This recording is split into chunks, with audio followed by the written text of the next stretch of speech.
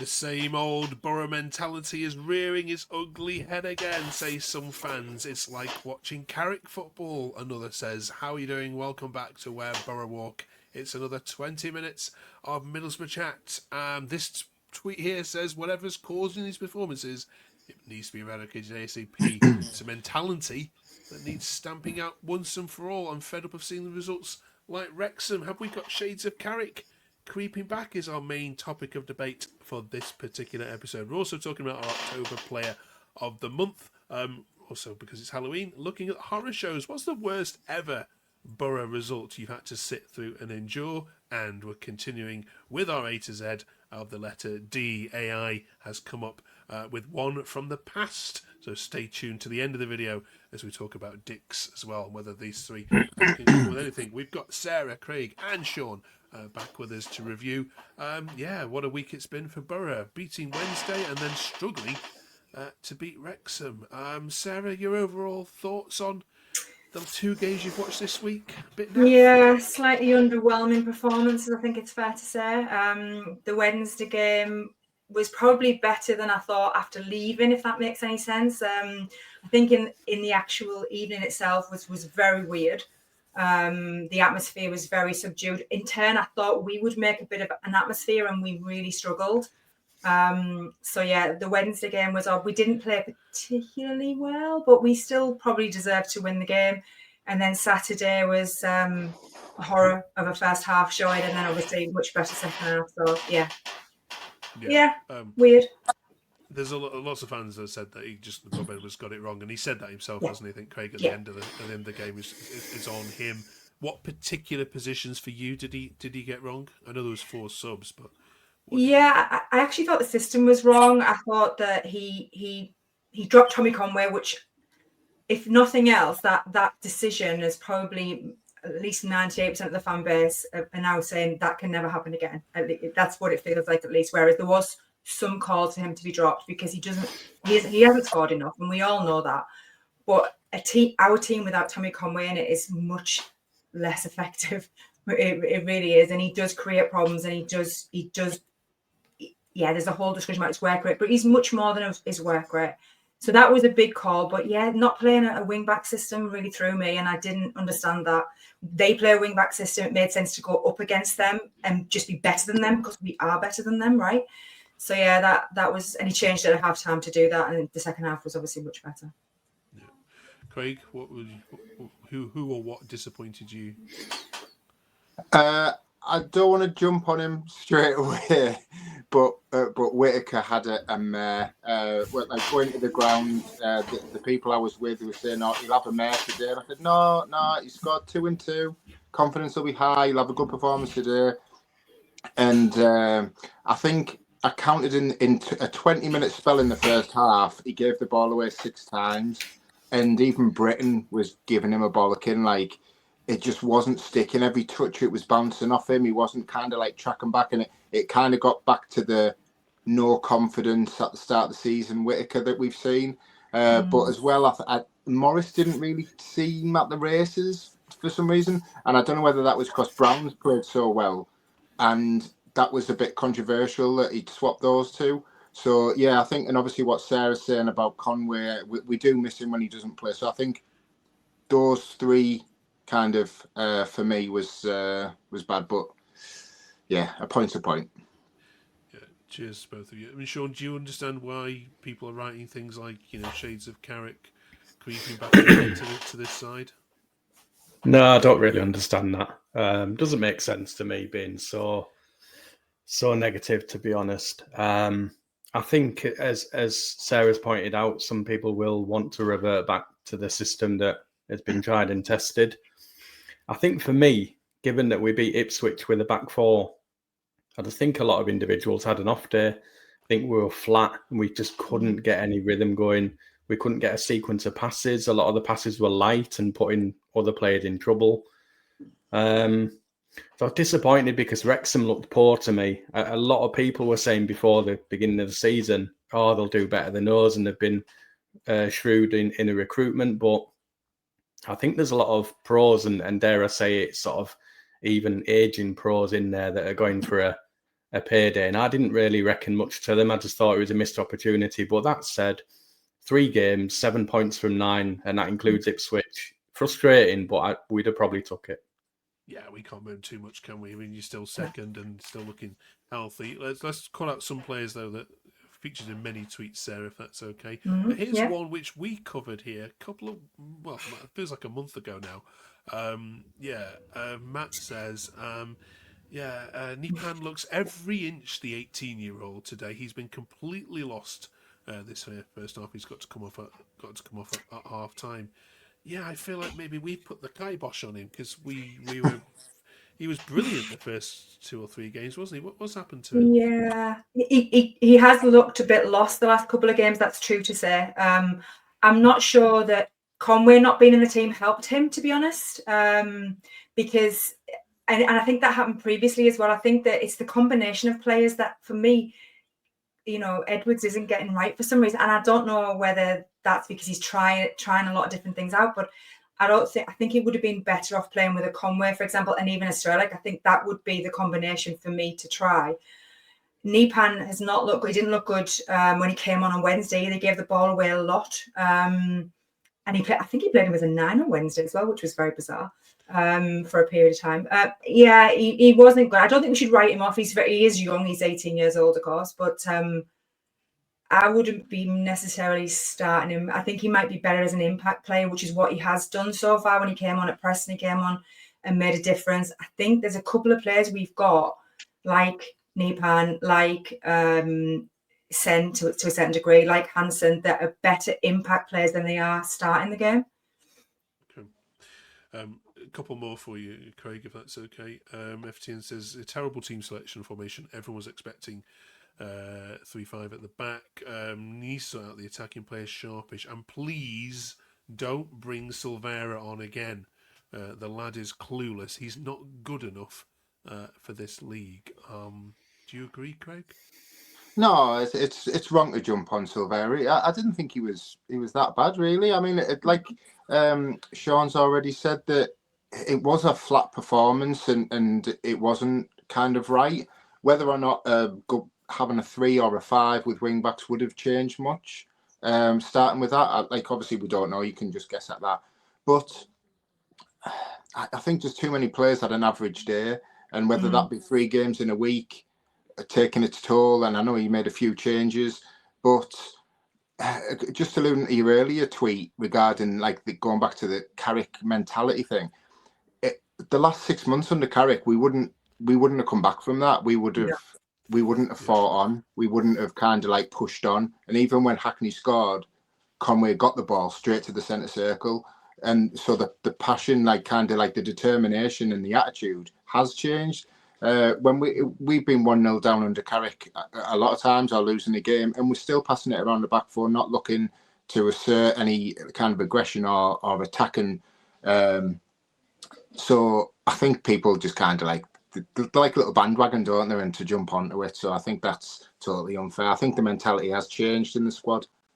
Yeah, it's summed up nicely in my next tweet. I was going to put to Sean, but you've said it nicely. Craig Ben says, sorry. That's all right. The fact that Rob admits he got it wrong today says it all. He's a top gaffer, although it does feel like 2 points dropped against a poor team. Let's face it, it could end up being a good point. Under Carrick, Sean, we would have lost that 1-0. You agree with what Craig said? Yeah, definitely. Craig's exactly right in what he says. I think we'd have gone under. I think we have more intensity, not just in the way that we play physically, but the intent. You could see that Rob Edwards was really disappointed with that first half, and he reacted because he wanted to get some out of the game. He wanted to win the game, I think. Whereas Carrick would have left it till 70 minutes, probably brought Ian Atcho on and then said played well afterwards. You know what I mean? So there is a big. Would have started, Sean, under Carrick. Oh yeah, you're right. Yeah. So we dug in, and it weren't a pretty game. It was flat, as the guys have said, and we got something from it, and that could be important, and it keeps that momentum. It was a shame as well because there was over 30,000 there on Saturday, and I think we've been, obviously it's our only second 3 o'clock kickoff on a Saturday this season, so it's pretty disappointing that we actually didn't put on a performance for all the day trippers, as you might want to call them. Yeah. Right, let's do one more. This one a positive one, Sarah. Corey says Mhm. Brown and Hackney. That's your first names on the team Yes. sheet. Way more progressive with them than with Morris. Yeah, and Brown. There's another one I think about Brown somewhere. Not that one. This one. Yeah, Brown man of the Yeah. match by Mhm. far. Yeah, agree. Yeah, 100%. And, you know, I'm a huge Morris fan. I think I've said that a few times on here. But for me right now, Brown is the first one on the sheet based on his current form. I mean, you know, we'll talk about just that week, even at Sheffield Wednesday, he was excellent as well. Yeah, and he came on at halftime and you could see the difference. He's calm, he's composed. I daren't say who he reminds me of because Craig will absolutely shout me down. I was thinking the same. But he Jesus. And he's got the number. I mean, I don't even know what to say. But That yeah, could have been retired. but Brown was excellent. Honestly, he really is good. And actually, the three of them looked all right. I don't know how we do that going forward because we were playing Wrexham and and I think what Sean said was right. Wrexham were poor, which is why it's even more disappointing. But I still agree it's a point gained rather than 2 points lost because of how we were in the game.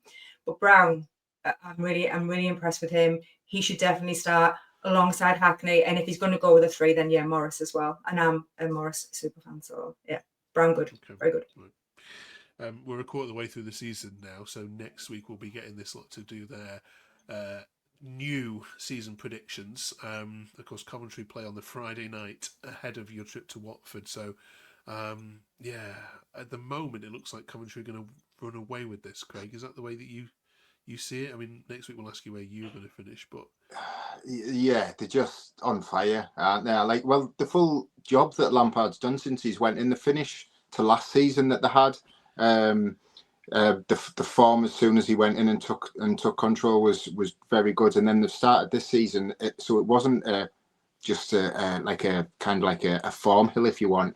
He's carried it on, so obviously they're doing something right, but yeah. You can't see kind of them slipping up. I keep thinking, oh, they might drop points today, but then they go and win. Like, they were 3-0 up at half time, wasn't it, on Saturday lunchtime? And then last week, did they win 4-0 or something? Like, they're just kind of like battering teams, and so you can't look further than them at the minute. Yeah, well, you swap opponents this weekend, which is weird. They've got Wrexham, you've got Watford, so we'll be able to do a little bit of comparison to see how. Who's going to come out on top? Quick word on Sunderland, Sean, if I may. Are you surprised, or I know you're not pleased for them, but do you look at that and go, "That's a model we should be following"? I don't know if it's a model we'll follow, but you have to take your hat off to them. You know they're having a good go at it, and they spent a lot of money, but they're high on confidence, and they've got to look at it. Whatever aspirations they have, and I'm sure they're ambitious, but they'll get towards that tally of stopping in the Premier League, and they'll be delighted because then you can kick on. But yeah, that massive result against Chelsea. That they're just really starting on fire, and I think it might buck the trend this season. I think we might see the 3 that have gone up. They seem to be having a go and trying to do something in that league rather than just sort of pocket the money and come back down again. And dare I say, the ones that have come back down in the Championship might not have it all their own way. I think, for me, anyway, Ipswich will still be up there, even though they're disappointing week on week. And I don't know why Jack Clark's on the bench. That's another thing. But yeah, it might just be a different scenario this season. Yeah, none of those 3 are firing at all. I saw, just to add to that as well, I saw somebody tweeted me today and said that Isidore and Mayenda did nothing in the first half of the season and then suddenly clicked and cracked on in the second half of the season. So I'm hopeful for Conway and Strelitz to do the same this season. Brilliant. Right, before we move on then, please, it would be absolutely amazing if you could press the like button at the bottom of the page. That helps more Boro fans find this channel, and if you have just come across it, if you can press the subscribe button as well, that'd be absolutely amazing. Sorry, Craig, that's right over your face there. Right, here we go. A couple of word answers for this one, please. October Player of the Month for this month should be Craig. I'm going to go Brown. Yeah, he's. I think came on against Portsmouth. Good performance. Kind of pushed on the last half hour. The Ipswich Sheffield man of the match, and he was unlucky. He should have unlucky to start. Not to start on Saturday. And when he came on, he had a good impact. So yeah, I'm going Brown. Sean? I'm going to say Hackney. He's just the most special player we've got. And I'm dreading the January window coming round. But if we keep him, we have a massive chance of at least the playoffs, if not more. Sarah? I was torn between Bryn and Brown, but I've gone with Brown in the end, just because I think he's been the last week. He's been absolutely excellent. Bryn just missed. Yeah, I think Bryn also, but Brown for me. Yeah, good shouts. Right, it's Halloween, of course, on Friday, so that leads us to asking the big question at this time of the year, which is for you to tell us about your horror shows of watching Boro. What's that one game where you've been in the stadium and just wanted the match to end and get home as quickly as possible?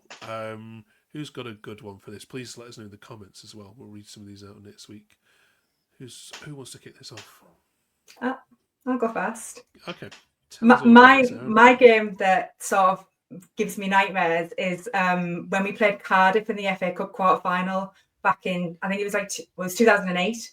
And basically that year, every big team got knocked out, and we were in sort of the quarterfinals with we were playing Cardiff. We were in the Premier League. They were in the Championship or League One, whenever it was at that time. I can't remember what it was now. But we were just a dead cert to win it. We had just a phenomenal team, and we didn't turn up. We were 2-0 down after 25 minutes, and honestly, we were so excited. It was the most disappointing game ever. So yeah, I think I would go for Cardiff. And that year, Cardiff played Barnsley in the semi-final. They went to the final and played Portsmouth in the final. So it was just the year that we should have won a trophy, an FA Cup. So yeah, that's my horror show. I'll never forget that game because we'd already won the bloody cup. That's how excited we were. So yeah, and they took it away. Okay, good show. Craig, can you beat that? I think, do you know what? It wasn't a crushing defeat, but like the game kind of like that just still makes my heart like cry. It's Leeds in '97, the 1-1 where we went down. That whole horrible season, the cup finals and relegation. I mean, if we'd have got a win in that, we'd have stayed up. And when you hear and read what was going to happen to the club after that, like Brian Robson's autobiography, what players he had lined up to come in, and you were thinking, and then Janino would have stayed, and what would have happened to the club? And you're thinking, Jesus, like what could have happened? And I know obviously it was the relegation was over the course of the season, but just that one game, I just remember being at Ellandrow, just crying my eyes out. I was like 17, and I was like, obviously a few beers, but yeah, and I didn't want to leave the ground. I was just stood there, like, and I was like, this is horrible. I hate football. But yeah, that was the one that's proper crushed me. Sure. Yeah, I remember the McLaren era when we played, I think, at home to Villa and got stuffed 4-0, and a fan ran on the pitch and threw his season ticket at McLaren in fury. And I remember, I'm sure that game, I don't know if it was his debut, but a young Lee Catamol had come on, and he just looked really tearful at the whole situation because it had just turned toxic. We're obviously on a bad run of form and stuff, and yeah, I just felt gutted. I felt gutted for the fans, but also some of the young players that had come through the academy and stuff, and sort of witnessing that kind of thing firsthand. But yeah, it was a walloping, that was. Bro, let us know if they've missed any other nightmares. To finish off with this week, then, as we know, we've been doing the A to Z of Middlesbrough. They had it quite easy last week with C's. There's so many people shouting out in the comments, and if you saw it. All the C's which we missed last week. This week, Ronnie Dix is what his AI has thrown up, player in the 1953 to 58 season, 350 odd appearances for Boro. I don't think any of you were around at that point, I don't think. So what have we got from the more modern era, please? Anybody? Well, it's got to be Downing, hasn't it? I don't know if the guys agree, but for me, yeah, Stewie Downing, and he wore number 19 as well, which I think Gaza wore as well. And he had such a wonderful left foot. And I rewatched that 8-1 win against City the other day, and I think he got a couple that day, actually. I think he took a penalty, but he struck a left foot volley that was an absolute beaut. And of course, he played his part in that amazing European run. So what a player to come through the academy. Down. Yeah, it has to be Downing. The only other one I wanted to mention was the word Dickens, which has gone through our history. So we when I think it was our first sponsor on our shirts was Dickens, and we had it for like 10 years or something. It was synonymous. Then we had the Dickens Inn, where we used to celebrate our promotions when they happened. So yeah, I thought the word Dickens, and also Richie Delat, who managed in the year Leicester got promoted, won the league. He won the league the same day Boro got promoted and got a medal for both occasions. He was at our game in the morning, their game in the afternoon, which was quite interesting. Okay, Craig, you got a hit? Yeah, Downham was my first choice, and then my other one was I've got his shirt, Deriva. He part of the Carling Cup winning squad. Like, he was an absolute nobody. McLaren signed him, and it was like, who's this fella? And I think he came on loan for a few months, and then we signed him on a free. But he was just one of them unsung heroes that didn't do anything special, but a team needed. And obviously, Carling Cup winning medal, and he was part of the European squads as well through those runs. So yeah, but Downham for me. But all right, join us next week, because up to now A, B, C, and D have been pretty straightforward for this lot. But next week we get to our first more difficult letter of the letter E. We're not putting Rob Edwards in either before you jump on that particular bandwagon. So join us for that. Enjoy the game against Watford. We'll see you once you've been down to Vicarage Road and back, and we'll see you in 7 days' time. Thank you very much for watching. Don't forget to subscribe. If you've just found us, welcome.